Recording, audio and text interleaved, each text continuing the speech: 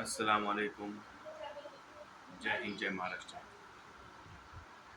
आज बहुत ही दुख और अफसोस के साथ कहना पड़ रहा है कि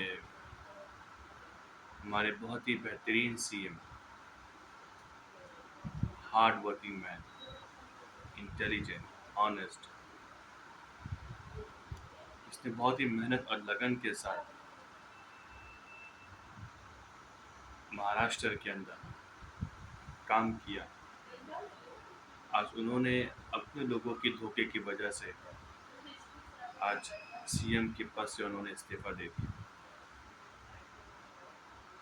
और वाकई धोखा जब इंसान को उसके अपने लोग देते हैं तो बहुत ज़्यादा तकलीफ होती है। मुझे ये समझ में नहीं आता था कि एक समाज, एक लोग कैसे धोखा देंगे उस अपने साहिब को, उस अपने ऐसे राजे को जिसने उनको नीचे से ऊपर उठाया और जिसने उनकी आवाज़ को बुलंद किया, जिन्होंने उसकी एक ज़बान को अपनी ज़बान और एक फ़ख्र की ज़बान बनाई।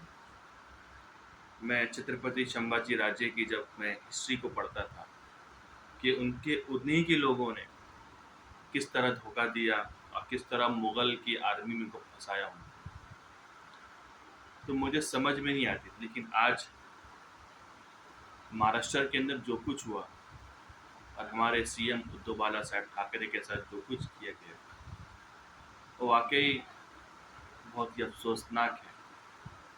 और ये बात तो एक बात तो तय है कि आदमी उसी के पीछे पड़ता है, उसी के पीछे साजिश प्लानिंग करता है जिसके सामने इंसान जीत नहीं पाता। अब मुझे इस बात का पूरा यकीन है कि हमारा मराठा समाज और हमारा महाराष्ट्र फिर से उद्धव बाला साहब ठाकरे को अपना सीएम बनाएगा। और मैं एक बात उन लोगों से पूछना चाहता हूँ जो इतने ईमानदार और इतने अच्छे इंसान को, जिसने कभी जातिवाद, कभी नफरत की बात अपने सीएम की कुर्सी पर कभी नहीं की। लॉकडाउन के अंदर, कोविड के अंदर किस किस के क्या हालत थे वो सभी को मालूम है। और हमारे महाराष्ट्र की क्या हालत थी वो भी मालूम है कि हमारे सीएम उद्धव बाला साहब ठाकरे एक एक जिले के अंदर, प्रत्येक गांव के अंदर फ़ोन करते थे और लोगों से उनके हाल मालूम करते थे। इस 2.5 साल के टेन्यूर के अंदर हमारे सीएम उद्धव साहब को गर्दन में तकलीफ आई तो लोगों ने उनको क्या क्या ताने मारे वो सभी को मालूम है। लेकिन वो आदमी हार नहीं माना।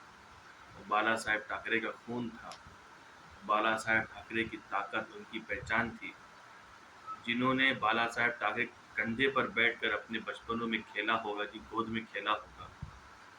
मैं जानता हूँ कि वो इंसान ने हार नहीं मानी होगी, लेकिन उसके अपनों ने जब गद्दारी की तो उसकी आंखों से आंसू गिर पड़े।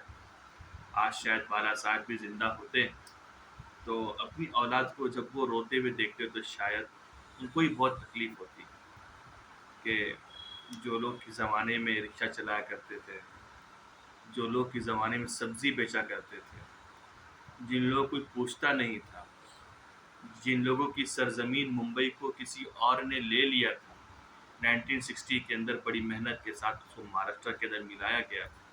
आज लोगों ने उसके उसके खून को, उसके औलाद को तकलीफ दी।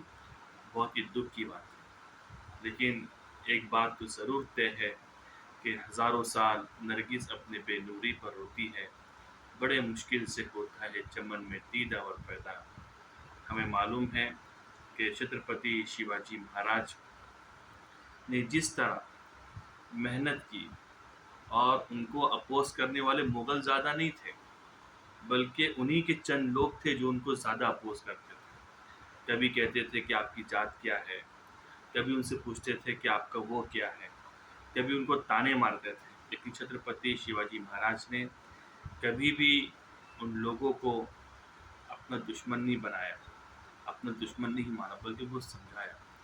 और यही मैंने देखा कि हमारे सीएम उद्धव बालासाहेब ठाकरे जब इस्तीफा दिया तो उन्होंने आखिर में यही कहा कि हमारे दरवाजे आज भी खुले हैं, जिनको आना है वो ज़रूर आके बात करें। मैं उम्मीद करता हूँ कि हमारा महाराष्ट्र एक सही दिशा में जाएगा। और आज हमारे मराठा समाज ने देखा कि किस तरह चंद लोगों ने बैठकर हमारे जो मराठा का जो गर्व है कि मराठा किसी के सामने झुकता नहीं, किसी के सामने बिकता नहीं, आज किस तरह के इन लोगों ने उनको खरीदा, उनको बुलाया, उनको अपने सामने झुकाया। और मुझे इस बात का पूरा यकीन है कि जनता उनको ज़रूर जवाब देगी और उद्धव बालासाहेब ठाकरे के जो आंसू गिरे हैं उसका ज़रूर बदला लेगी। जय हिंद, जय महाराष्ट्र। जय